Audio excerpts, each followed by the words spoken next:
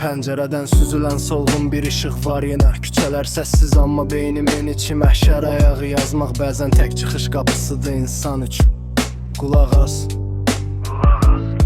Sokak fənərləri altında uzanan yorğun kölgələr. Kiminin cibində ümid, kiminin dərbində öfkələr. Bir həyat düşün, hər sabah bir əvvəlkindən qara.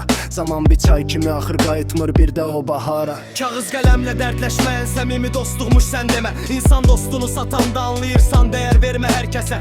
Maskaların ardında gizlənib minlərlə saxta sima. Yazda açan çiçəklər belə qışda dönür xəzana. Xəyallarımız vardı hani o göy üzünə sığmayan. İndi bir otaqdayıq, divarlara çırpınan və duymayan. Çörək davasıdır bu aslanın ağzında deyil, mədəsindədir. Vicdanlar kar olub pul ərisliyinin o kəskin səsindədir.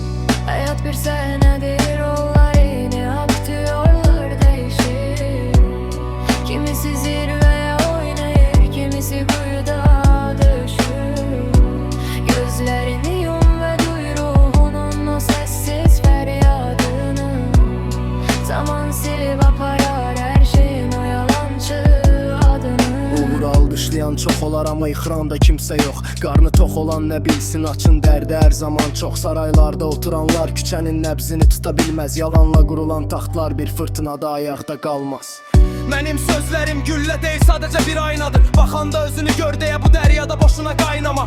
Ədalət tərəzisi paslanıb, kəfəsi həmişə bir yana əyri. Meşədə aslan kral sanılır amma ən çox yaralanan maralın xeyri. Məktəbdə öyrədilməyən dərs həyat küçədə başa salır. Bəzən bir şillə kimi dəyir, bəzən gözünü yaşardırsa bir. Ən böyük zirəhrindir bu amansız savaşda. Yavaş yavaş yürü yolunu, tələsmə, qalma təlaşda. Kəlmələrimin yükü ağırdı, hər igidin işi deyil daşımaq. Həqiqəti qışqırmaq suçdursa boynumuz heç vaxt əyilməz. Düz yerə dikələri qər yıxılanda yenidən tər damlayan alnımızdan vaz keçmərik o müqəddəs əməldən. Gecə yarısı yazılan bu sətirlər bir oyanış rəmzidir. Sustura bilməzsiniz, içimdəki o azadlıq bəstəsidir. Qızıl zəncirlər taxsan da ruhun qandallıdırsa köləsən. Zənginlik qəlbdədir, qoy dünya malı dünyada qalsın, neyləsən. Bir gün günəş doğacaq, əlbət qaranlıqlar dağılacaq. Tordağın altına girəndə sadəcə etdiyin yaxşılıq qalacaq.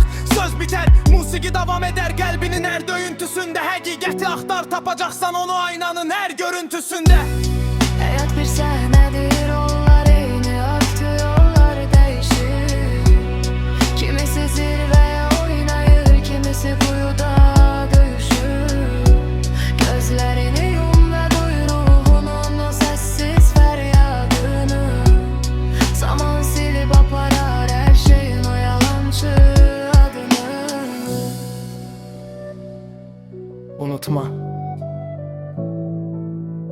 Ən qaranlıq gecə şafaq vaxtına ən yaxın olandır. Özündən vaz keçmə. Qələmin kəsərli, ürəyin dik olsun. Bu hələ başlanğıcdır.